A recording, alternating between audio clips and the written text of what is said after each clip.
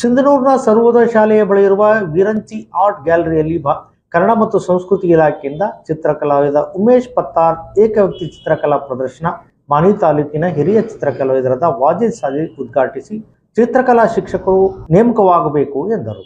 ಚಿತ್ರಕಲಾವಿದರು ಶ್ರದ್ಧೆ, ಪ್ರಯತ್ನ ಮತ್ತು ಛಲ ಅಳವಡಿಸಿಕೊಳ್ಳಬೇಕು. ರಾಯಚೂರು ಜಿಲ್ಲೆ 80ರ ದಶಕದಲ್ಲಿ ಚಿತ್ರಕಲಾವಿದರ ಕ್ಷೇತ್ರದಲ್ಲಿ ಹಿಂದುಳಿದಿತ್ತು. ಆದರೆ ಈಗ ಜಿಲ್ಲೆಯ ಎಲ್ಲ ತಾಲೂಕುಗಳಲ್ಲಿ ನೂರಾರು ಚಿತ್ರಕಲಾವಿದರು ರಾಷ್ಟ್ರೀಯ ಮತ್ತು ಅಂತಾರಾಷ್ಟ್ರೀಯ ಮಟ್ಟದಲ್ಲಿ ಬೆಳೆದಿದ್ದಾರೆ. ಸರ್ಕಾರ ಕಳೆದ ಅನೇಕ ವರ್ಷಗಳಿಂದ ಚಿತ್ರಕಲಾ ಶಿಕ್ಷಕರನ್ನು ನೇಮಕ ಮಾಡಿಕೊಂಡಿಲ್ಲ. ಕೂಡಲೇ ನೇಮಕ ಮಾಡಿಕೊಂಡು ಅವರ ಬದುಕಿಗೆ ನೆರವಾಗಬೇಕೆಂದು ಆಗ್ರಹಿಸಿದರು.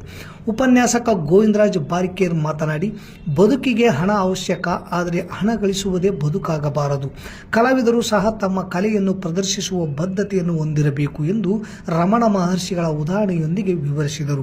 ಪತ್ರಕರ್ತ ಪ್ರಹ್ಲಾದ್ ಗುಡಿ ವಕೀಲ್ ಮಾತನಾಡಿ, ಸರ್ಕಾರ ಬಡ ಕಲಾವಿದರನ್ನು ಪ್ರೋತ್ಸಾಹಿಸುವ ಹಿನ್ನೆಲೆಯಲ್ಲಿ ಅನೇಕ ಯೋಜನೆಗಳನ್ನು ಕನ್ನಡ ಮತ್ತು ಸಂಸ್ಕೃತಿ ಇಲಾಖೆಯಿಂದ ನೀಡುತ್ತಾ ಬಂದಿದೆ. ಪ್ರಸ್ತುತ ಚಿತ್ರಕಲಾವಿದ ಉಮೇಶ್ ಪತ್ತಾರ್ ಸಹ ಇಲಾಖೆಯ ಮಾರ್ಗದರ್ಶನದಲ್ಲಿ ಕಾರ್ಯನಿರ್ವಹಿಸುತ್ತಿರುವುದು ಇತರೆ ಕಲಾವಿದರಿಗೆ ಪ್ರೇರಣೆಯಾಗಿದೆ ಎಂದರು. ಬಿಜೆಪಿ ಮುಖಂಡ ನಬಿಸಾಬ್ ಅನಗವಾಡಿ ಮಾತನಾಡಿ, ಬೆಂಗಳೂರಿನಲ್ಲಿ ರಾಷ್ಟ್ರೀಯ ಚಿತ್ರಕಲಾ ಸಂತೆಯನ್ನು ಸೆಪ್ಟೆಂಬರ್ನಲ್ಲಿ ತಮ್ಮ ಟ್ರಸ್ಟ್ನಿಂದ ಏರ್ಪಡಿಸುವ ಉದ್ದೇಶ ಹೊಂದಲಾಗಿದೆ.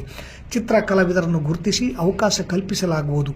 ಜೊತೆಗೆ ಟ್ರಸ್ಟ್ ವತಿಯಿಂದ ಎಲ್ಲ ರೀತಿಯ ಸಹಾಯ ಸಹಕಾರ ನೀಡಲಾಗುವುದು ಎಂದು ಭರವಸೆ ನೀಡಿದರು. ಸರ್ಕಾರಿ ನೌಕರರ ಸಂಘದ ಉಪಾಧ್ಯಕ್ಷ ಹನುಮಂತ ಯಗ್ಗಾಪುರ್, ನಾಗೇಂದ್ರ ಕುಮಾರ್ ಸಾಹುಕಾರ ವಕೀಲ್, ಲೋಕೋಪಯೋಗಿ ಇಲಾಖೆಯ ಅಧಿಕಾರಿ ನಾರಾಯಣರಾವ್ ದೇಸಾಯಿ, ಯುವ ಮುಖಂಡ ವೆಂಕಟೇಶ್ ಬಾದರ್ಲಿ ಮಾತನಾಡಿದರು. ಅಧ್ಯಕ್ಷತೆಯನ್ನು ವಿರಿಂಚಿ ಆರ್ಟ್ ಗ್ಯಾಲರಿ ಮುಖ್ಯಸ್ಥ ಶಿವಾನಂದ ಸಾತಿಹಾಳ ವಹಿಸಿದ್ದರು. ಮಲ್ಲಯ್ಯ ಕೆಂಬಾವಿ ನಿರೂಪಿಸಿದರು. ವೀಕ್ಷಣೆ, ಜಾನಪದ ಶೈಲಿ, ತೈಲವರ್ಣ ಸೇರಿದಂತೆ ವಿವಿಧ ಕಲಾಕೃತಿಗಳನ್ನು ಚಿತ್ರಕಲಾವಿದರು ಹಾಗೂ ಗಣ್ಯರು ವೀಕ್ಷಿಸಿದರು. ಚಿತ್ರಕಲಾವಿದ ಉಮೇಶ್ ಪತ್ತಾರ್ ತಾವು ಬಿಡಿಸಿದ ಸಿಂಧನೂರಿನ ಸುತ್ತಮುತ್ತ ನಿಸರ್ಗ ಚಿತ್ರಗಳ ಹಾಗೂ ಇಂಡಿಯನ್ ಬುಕ್ ಆಫ್ ರೆಕಾರ್ಡ್ ಮತ್ತು ಗಿನ್ನಿಸ್ ವರ್ಲ್ಡ್ ರೆಕಾರ್ಡ್ ದಾಖಲೆಯಾದ ಕಲಾಕೃತಿಗಳ ಕುರಿತು ವಿವರಿಸಿದರು.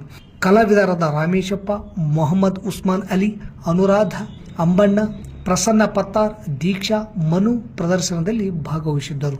ಇಲ್ಲಿಗೆ ವಾರ್ತಾ ಪ್ರಸಾರ ಮುಕ್ತಾಯವಾಯಿತು. ನಿರಂತರ ಸುದ್ದಿಗಾಗಿ ವೀಕ್ಷಿಸಿ ಎಸ್ ನ್ಯೂಸ್. ಇದು ನಿಮ್ಮ ಧ್ವನಿ. ನಮಸ್ಕಾರ.